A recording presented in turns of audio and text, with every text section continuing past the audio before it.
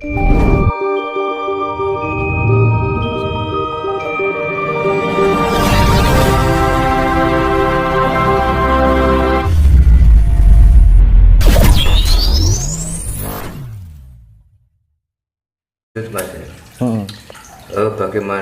caranya mempertahankan diri atau membentengi diri dari ilmu hitam kiriman orang? Ya itu tadi, kalau kita sudah punya tingkat kesadaran yang tinggi, spiritualitas yang tinggi, itu tidak mudah kena gitu. Terus jangan sering-sering pikirannya kosong, ngalamun, pikirannya nggak jelas, terlalu banyak pikiran dengan kehidupan, kegalauan hati, pikiran banyak, itu mudah sekali untuk ditembus oleh hal yang sifatnya tidak baik, yang dari eksternal kita atau dari luar tubuh kita. Tapi kalau orang punya kesadaran tinggi, punya kesadaran penuh, si darani awas sih loh, mawas sih mas, itu tidak mudah untuk terserang kayak gitu, karena kita mempunyai aura positif. Dan aura positif itu untuk menangkal sifat-sifatnya yang negatif. Nah di dalam doa ya ada Rajah Kala Cakra, ya Maraja, ya Moran, ya Maraja Jaramaya, ya Morani Niramaya, ya Silapa Palasya, ya Midura Redami, ya Midusa Sodamaya, ya Dayuda, ya Dayudaya, ya Siaca Cayasya, ya Siham, ya Simaha Mahasya.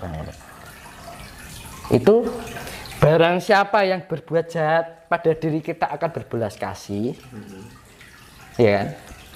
Barang siapa akan berburuk, kita akan menjadi berbuat baik, ya kan? Hal yang tidak semestinya, istilahnya pokoknya hal yang tidak baik menjadi baik. Nah itu seperti di dalam mantra ya, kalau itu ada mantra yang namanya Rajah Kala Cakra kan ngono. Sun umadep sun mau umarep, singkir apa kir sumingkira Bathara Kala kena senjata cakra Prabu Kresna. Ya Maraja Jaramaya, ya Morani Niramaya, ya Silapa Palasya, ya Midura Redamaya, ya Midusa Sodamaya, ya Dayuda, Siaca Cayasya, ya Sihama Mahasya. Ah itu bagus untuk didoakan di kita meditasi. Nanti ada kok di Google atau apa, ada Rajah Kala Cakra. Itu cuma mantra, itu secara mantra ya. Tapi secara energi kita bisa tanpa mantra. Ya aura kita itu, cahaya kita positif. Bisa nggak mantra tadi dipakai atau digunakan tanpa meditasi? Ya kalau kita mantra itu nggak akan mempan kalau kita belum menguasai kesejatian diri. Kalau mau sekedar dibaca tapi kita nggak punya energi ya percuma kan. Harus punya dasar dulu ya, meditasi. Kita punya tingkat kesadaran penuh, kuncinya kan di tingkat kesadaran kan. Kalau kita tingkat kesadarannya sudah lumayan, kita mantra apa aja pasti bisa mandi lah istilahnya, itu ngena gitu loh. Lanjut Mas ya. Apakah benar bahwa ada seseorang yang dapat titipan harta gaib dari leluhurnya yang terdahulu, yang niatnya ditujukan untuk si orang tersebut? Ada. Apakah itu benar? Ada, tapi ada yang mengada-ada. Akui. Yang benar-benar ketitipan atau cuman mengada-ada karena halusinasi pikiran kita seakan-akan dititipi. Ada. Dan apakah bisa terjadi wujudnya katanya? Ada, bisa nanti setelah bencana nanti mas, nanti dengan wujud dengan sendirinya, nggak usah kita. Soalnya saya sendiri juga ngalami itu, gitu. Cuma nggak berani cerita untuk saya sendiri ya, itu masalah itu. Pokoknya bagi siapa yang ketitipan itu nggak usah ditarik, nanti akan muncul dengan sendirinya kalau sudah terjadi bencana secara global. Itu nanti kayak gunung emas, terjadi gunung emas itu kan ya dampak dari itu. Segala apa yang di perut bumi ini keluar. Karena apa? Di logam-logam di perut bumi ini kan terutama yang dilalui oleh Ring of Fire atau cincin Pasifik itu kan banyak mengandung unsur logam mulia, emas gitu kan, baka. Nah itu nanti yang kita butuhkan hanyalah keselamatan. Justru orang yang benar-benar diberikan amanah yang tulus, yang benar-benar amanah, dia lebih mengutamakan kesejatian diri daripada harus mengejar harta. Karena sudah tahu itu dia kapan saatnya keluar dan kapan belum. Jadi tidak mengedepankan karsa, ini saya keluarkan ini, wah itu kejumawaan gitu loh. Karena yo hal kayak gini saya juga berkaitan juga gitu loh, tapi kan untuk saya sendiri, karena sifatnya rahasia kan. Karena yang menunggu kayak gitu ya juga gak bisa diceritakan kan itu loh. Makanya saya bisa menjelaskan itu karena saya juga berhubungan dengan mereka yang menjaga harta amanah itu. Tapi tidak boleh hanya sebatas cerita aja, nggak boleh maksudnya terlalu dalam gitu loh. Jadi lebih ke sistemnya, nanti nggak bisa dikejar dengan karsa kita, mau ditarik itu nggak bisa, biar alam yang bekerja. Nanti yang fokusan kita sekarang adalah mencari keselamatan. Dengan cara apa? Menyelaraskan diri dengan alam semesta. Bagi siapa yang selamat nanti akan dimuliakan. Namun bagi orang yang hanya mengejar harta duniawi sekarang, besok dia akan kehilangan apa yang dia milikinya. Itu bebas oleh alam. Nah itu karena saya kayak gini loh. Orang banyak bilang, "Nih saya amanah, nanti saya bagikan pada rakyat kecil, saya bagikan." Wi lisan, aku nek wis ngerti wujude wis lali, Mas. Iya toh? Wis ngerti, wah lali pisan. Iblisnya, sifat iblisnya keluar. Muncul. Ah, itu. Jadi mau wacana tok. Bagiku wacana hanya karsa itu. Ngomongnya ini untuk tujuan rakyat ini, nek wis ngerti wujude duit itu wis lali kok. Iya toh? Menungso kan itu. Manusiawi Mas ya. Makanya kan alam ini butuh orang yang benar-benar murni, justru orang yang tidak mengharapkan harta, tapi mengharapkan yang saya harapkan adalah kekuasaan Tuhan yang menghidupi saya. Wong urip kudu ngerti sing gawe urip, kan ngono to. Dan saya mau ngejar harta, kan mbok gopo anu. Tuhan itu sudah maha kaya kok. Iya kan? Kalau kita bisa menerima, bisa mengikuti kehendak, kita pasrahkan pada kehendak alam, kehendak Tuhan. Nanti kemuliaan nggak usah gini loh. Sifatnya kita diberi atau meminta, beda loh.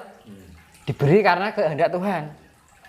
Kenapa harus diberi? Karena kita melakukan tanggung jawab kehidupan secara didasari oleh ketulusan. Yaitu tadi kecerdasan intelektual, kecerdasan spiritual, kecerdasan emosional, ya kan? Kita memantaskan diri bagaimana harus kita bersikap gitu loh. Layak ora dadi manungsa sejati. Nek wis layak kuwi Gusti Allah akan menehi. Tidak usah kita meminta, Tuhan akan memberi. Nampa tang dijaluk. Iya toh. Karsa dudu kuwasa. Iya. Jadi kita mendapatkan sesuatu tanpa kita meminta, tapi itu adalah anugerah dari Tuhan. Jadi karepe Gusti Allah, nek karepe Gusti Allah itu sifatnya abadi, tidak sesaat. Tapi jika kita meminta pada Tuhan, ya diberi. Tuhan itu maha asih. Tapi kan berdasarkan karsa kita, karena kita meminta. Iya toh? Beda loh. Jenengan diwenehi Gusti Allah berarti karepe Gusti Allah ya. Nek jenengan jaluk diwenehi yo diwenehi Gusti Allah. Karepe Gusti Allah apa karepe jenengan? Karepe jenengan. Anu. Makanya kita serahkan pada Sang Maha Kuasa, ya kan. Ibarat donga, sedaya namung Gusti ingkang gadhah kersa, kawula namung nglampahi napa ingkang dados kersane Gusti. Ya kan. Pinaring ana pituntunan wonten cipta rasa jiwa lan raga kula supados kawula saged mangertos napa ingkang badhe kawula lampahi. Supados kawula saged nindakaken napa ingkang dados kersane Gusti. Amargi sedaya namung kersane Gusti, kalau namung lampahi napa ingkang dados kersane Gusti. Itu ya secara basa Jawa niki lek ndonga ngono kuwi. Jadi aku lek doa itu segalanya aku berserahkan padamu. Segala hidupku atas karsamu bukan karsaku. Karena saya hanya menjalankan apa yang menjadi kehendakmu. Wis to wong iso nglakoni kuwi wis mulya uripe Mas. Mulya diarani mulya iki ora sugih bondo lho. Ora sugih donya. Ning kamulyaning urip dumunung ana ning katentremaning ati diarani mulya ning kono kuwi. Urip tentrem, harep wae hidupe sederhana, kita merasakan damai. Itu yang namanya kita menemukan surga dalam diri kita sendiri. Diarani di atas bumi seperti di dalam surga. Gitu. Ngono Mas. Nek iso nerapi kuwi wis to mulya donya ya mulya swarga kan. Mas, ini pertanyaan terakhir. Nanti sekalian Mas Tinus tutup nih untuk pertemuan pada malam hari ini. Ya. Ini bagaimana Mas Tinus untuk kondisi Gunung Anak Krakatau depan? Nah, kalau Gunung Krakatau nanti gunung-gunung juga keluar semua. Keluar rapalnya maksudnya. Gitu. Nanti ya yang sih dibilang ada 7 gunung itu nanti akan semua. Berarti intinya gunung-gunung yang selama ini itu karena kan kita anggap tidur nanti ya gunung berapi itu bagian rawan yang era-era yang rawan keluarnya magma. Karena tekanan dari perut bumi itu sangat kencang. Karena vibrasi atau perputaran vibrasi getaran roda cakra bumi ini mempengaruhi tekanan. Akhirnya bagian daerah-daerah yang rawan munculnya lava itu akan terhempaskan ke atas. Itu berpengaruh pada tsunami, gempa bumi, badai, angin. Terus pokoknya 4 unsur alam itu bekerja ini terus. Nah ini kita harus pinter-pinter menselaraskan refleksi alam sedang melakukan refleksi, dan kita juga harus menyeimbangkan, menselaraskan dengan alam itu sendiri. Nek arep golek bondo donya, arep golek hartano, monggo silakan kan ngono to. Nek ya kuwi mawon. Kalau kita tidak punya dasar pondasi keselarasan dengan alam, ya udah. Tidak bisa menikmati peradaban baru. Tapi kalau kita bisa menerima, nggak usah menggayuh yang itu. Kita lebih menata diri dengan mensinkronisasi atau menselaraskan, mengharmonisasikan dengan gerak alam ini. Selamat. Nek wis selamat, itu zaman peradaban baru ini diarani zaman mulya. Mesti kan mulya to, Mas? Ya secara non material, ya juga secara material. Non material adalah jiwa kasih sayang penuh dengan kedamaian. Materialnya adalah harta benda kita penuh dengan kemuliaan, jadi kesejahteraan sifatnya.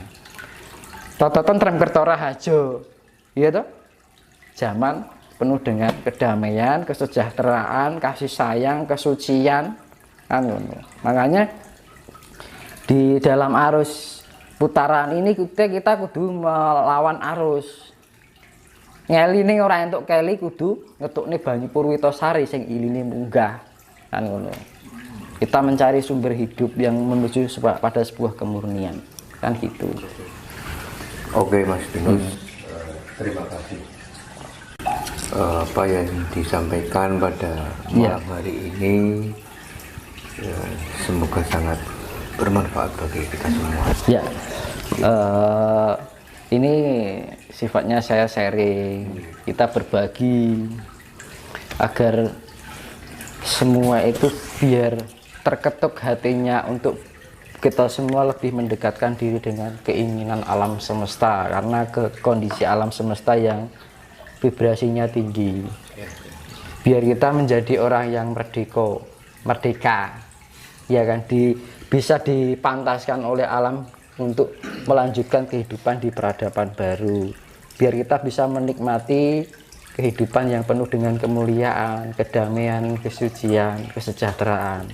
Nah, ini sekedar berbagi biar inti kita sifatnya sharing. Saya juga nggak merasa benar, tidak merasa pintar, sifatnya hanya kita berbagi. Beni so merasakan yang namanya kesejahteraan bagi semuanya, ya toh. Jika ada kata saya yang menyinggung atau ada perkataan saya yang mungkin salah, nyun hangaturaken agung panuwun apa agunge hangaturaken pangapura ingkang agung kan ngono lho. Mohon maaf sebesar-besarnya. Jadi semuanya kembali pada pribadi kita masing-masing. Kita harus peka dengan keadaan alam semesta yang kondisinya seperti ini. Jadi jangan abaikan keinginan semesta itu. Gitu. Oke, terima kasih Mas. Ya, makasih.